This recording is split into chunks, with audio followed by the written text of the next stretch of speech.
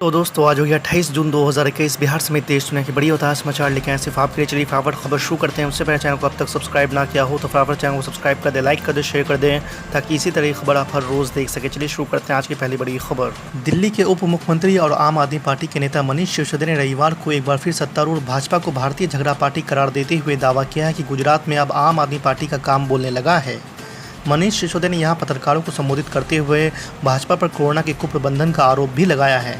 उन्होंने कहा कि भाजपा विकास की बात करती है पर उसकी रुचि इसमें नहीं है। दिल्ली में आम आदमी पार्टी की सरकार के विकास की चर्चा करते हुए उन्होंने कहा कि भाजपा बताएं कि स्कूल, अस्पताल और रोजगार क्या विकास के पैमाने नहीं हैं। 5 साल में अगर आम आदमी पार्टी दिल्ली में इतना कुछ कर सकती है तो गुजरात में भाजपा क्यों कुछ नहीं कर रही है। मनीष सिसोदिया ने कहा कि कोरोना की दूसरी लहर के उचित प्रबंधन के समय भाजपा सरकार बंगाल चुनाव में लगी थी और इसमें हारने के बाद ये सबसे झगड़ा करने में लगी हुई है। दूसरी बड़ी खबर, राजधानी दिल्ली में कोरोना का ग्राफ लगातार नीचे आ रहा है। रविवार को जहां 89 नए मरीजों में संक्रमण की पुष्टि हुई, वहीं पिछले 24 घंटे में संक्रमण से 4 और लोगों की मौत हो गई है। राजधानी में संक्रमण दर घटकर 0.12% हो गई है। इससे पहले शनिवार को इस साल के अब तक के सबसे कम 85 मामले सामने आए थे और 9 लोगों को अपनी जान गंवानी पड़ी थी। आपको बता दें कि स्वास्थ्य विभाग की ओर से जारी बुलेटिन के मुताबिक आज 285 मरीज पूरी तरह ठीक होकर कोरोना मुक्त हो गए हैं। स्वास्थ्य विभाग ने कहा है कि दिल्ली में अब तक संक्रमितों की कुल संख्या 14,33,934 हो गई है और 478 मरीज होम आइसोलेशन में हैं। तीसरी बड़ी खबर, समाजवादी पार्टी के राष्ट्रीय अध्यक्ष अखिलेश यादव ने कहा है कि जिला पंचायत अध्यक्ष चुनाव में सत्ता लोलुप भाजपा ने धन बल, छल और सत्ता बल का अनैतिक खेल खेला है। इससे साबित होता है कि वो जनादेश का सम्मान करना नहीं चाहती। अखिलेश यादव ने रविवार को जारी बयान में कहा है कि भाजपा ने जिस तरह से जिलों में पंचायत अध्यक्षों के नामांकन अलोकतांत्रिक तरीके से रोके हैं, उससे इन चुनाव की निष्पक्षता और पवित्रता नष्ट हुई है। यह लोकतंत्र की हत्या की साजिश है। चौथी बड़ी खबर, जेडीयू के राष्ट्रीय अध्यक्ष रामचंद्र प्रसाद सिंह ने नेता प्रतिपक्ष तेजस्वी यादव द्वारा राज्य सरकार के गिर जाने के दावे पर उन्हें नसीहत दी है। कहा कि बिहार की जनता ने उन्हें जो काम दिया है उसे ईमानदारी से करें। बिहार में हम लोग पूरी तरह से मजबूत और एकजुट है। सरकार को किसी प्रकार का कोई खतरा नहीं है। मुख्यमंत्री नीतीश कुमार के नेतृत्व में सरकार पूरे 5 साल चलेगी। सिवाय निराशा के विपक्ष के हाथ कुछ नहीं आएगा। सरकार गिरने गिराने को लेकर अगर कोई दावा किया जा रहा है तो वो पूरी तरह से बेबुनियाद है। पांचवी बड़ी खबर, बीजेपी के राष्ट्रीय अध्यक्ष जेपी नड्डा ने बिना नाम लिए आरजेडी सुप्रीमो लालू प्रसाद यादव पर निशाना साधा है। नड्डा ने कहा है कि बिहार में हमें आरजेडी के गुंडाराज और अपहरण उद्योग के खिलाफ बहुमत मिला है। आपको बता दें कि रविवार को बीजेपी के प्रदेश कार्य समिति की वर्चुअल बैठक के दौरान नड्डा ने ये बातें कही हैं। उन्होंने कहा है कि जनता ने बिहार विधानसभा चुनाव में बीजेपी को अच्छा जनादेश दिया है। नड्डा ने कहा कि आरजेडी की सरकार में अपहरण एक उद्योग की तरह चल रहा था। उस दौर से निकलकर आज खिलता हुआ, आगे बढ़ता हुआ बिहार हम देख रहे हैं। कोरोना काल में केंद्र और राज्य सरकार की ओर से किए गए कार्य की जेपी नड्डा ने सराहना की और कहा कि विपक्षी नेता आइसोलेशन में चले गए थे। साथ ही नड्डा ने कहा कि वैक्सीनेशन के मसले पर विपक्ष लोगों को गुमराह कर रहा है। छठी बड़ी खबर, पिछले कई महीनों से जारी चीन से जारी तनाव के बीच रक्षा मंत्री राजनाथ सिंह रविवार से लद्दाख के 3 दिन के दौरे पर हैं। सबसे पहले वो लेह पहुंचे। यहाँ उन्होंने पूर्व सैनिकों से मिले। इस दौरान उन्होंने कहा है कि हमारी सेना के जवानों, पूर्व सैनिकों के प्रति प्रधानमंत्री नरेंद्र मोदी के दिल में कितना सम्मान है यह बताने की ज़रूरत नहीं है। 30-40 वर्षों से वन रैंक वन पेंशन की समस्या चली आ रही थी, लेकिन नरेंद्र मोदी ने प्रधानमंत्री बनते ही वन रैंक वन पेंशन की मांग को पूरा किया है। सातवीं बड़ी खबर, कांग्रेस नेता और सांसद राहुल गांधी ने प्रधानमंत्री नरेंद्र मोदी के मन की बात कार्यक्रम के बीच एक बार फिर कोरोना टीकाकरण की रफ्तार को लेकर सरकार पर निशाना साधा है।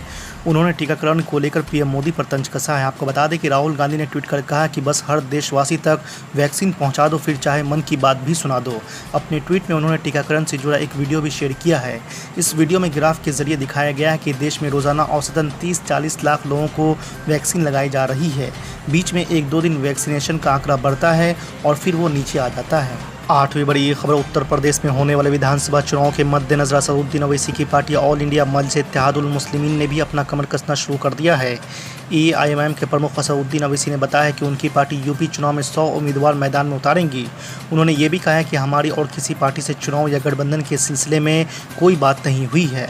आपको बता दें कि असदुद्दीन ओवैसी ने ट्वीट कर लिखा है कि उत्तर प्रदेश को लेकर मैं कुछ बातें आपके सामने रख देना चाहता हूँ। हमने फैसला लिया है कि हम 100 सीटों पर अपना उम्मीदवार खड़ा करेंगे।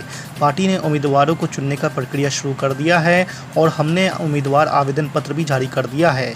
हम ओम प्रकाश राजभर साहब के भागीदारी संकल्प मोर्चा के साथ हैं। हमारी और किसी पार्टी से चुनाव या गठबंधन के सिलसिले में कोई बात नहीं हुई है। कर आया था। उसके बाद क्या हुआ?